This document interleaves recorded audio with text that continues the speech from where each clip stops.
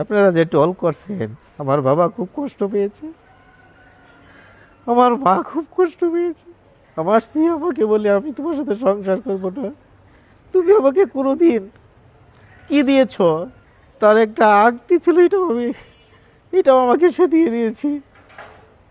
আমি ঋণগ্রস্ত, এত ঋণগ্রস্ততার শিকার আমরা। আপনাদের নেটিজেনদের টলের কারণে যদি আমার বাবার কিছু হয়ে যায় কিংবা আমার মায়ের কিছু হয়ে যায়, আমি নিজেকে কেমনে সান্ত্বনা দিব? সারা জীবন আমি সান্ত্বনা দেওয়ার ভাষা খুঁজে পাবো বলি না। যে আমার বাবা একজন শিক্ষক ছিলেন। আমি আমি নিজের চোখে অসহায়ত্বের কথা দেখেছি। আমি দেখেছি বাবা সকাল 6টায় বের হয়েছে টিউশনি করার জন্য।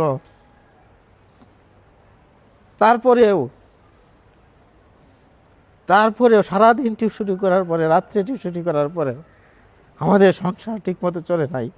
আমি দেখেছি, আমি উপলব্ধি করেছি।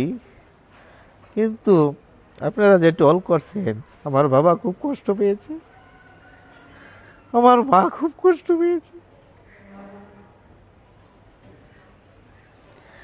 আমার স্ত্রী আমাকে বলে, আমি তোমার সাথে সংসার করবো না। তুমি আমাকে কোনোদিন কি দিয়েছ? আপনারা জানেন না, তার একটা আংটি ছিল, এটাও আমাকে সে দিয়ে দিয়েছি। আমি ঋণগ্রস্ত, এত ঋণগ্রস্ততার শিকার আমরা। আপনারা টল করছেন, কিন্তু আমার বাবা হার্টের রোগী, আমার মা স্ট্রোক করছিল একবার। তারা আজ বাকরুদ্ধ হয়ে গেছে, তারা কথা বলতে পারে না, আমার দিকে তাকিয়ে কথা বলে না, মনে করে আমি অন্যায় করেছি। কিন্তু আমি তো জানি হাজারো শিক্ষক আমাকে বিভিন্নভাবে মেসেজ দিয়ে অনুপ্রাণিত করতেছে, আমাকে সাহস জুগিয়ে দিয়েছে যে স্যার, আপনি আমাদের হৃদয়ের কথাটা তুলে ধরেছেন, আমাদের আবেগের কথাটা আমরা তুলে ধরতে পারি নাই, কিন্তু আপনি তুলে ধরেছেন, এজন্য আপনাকে বেঁচে থাকতে হবে, আপনাকে আমরা সাহস যোগাই, আপনি আমাদের অনুপ্রেরণা।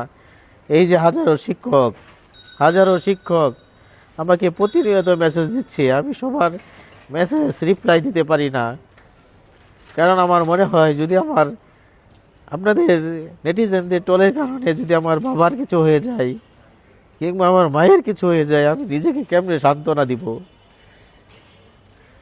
সারা জীবন আমি সান্ত্বনা দেওয়ার ভাষা খুঁজে পাবো না।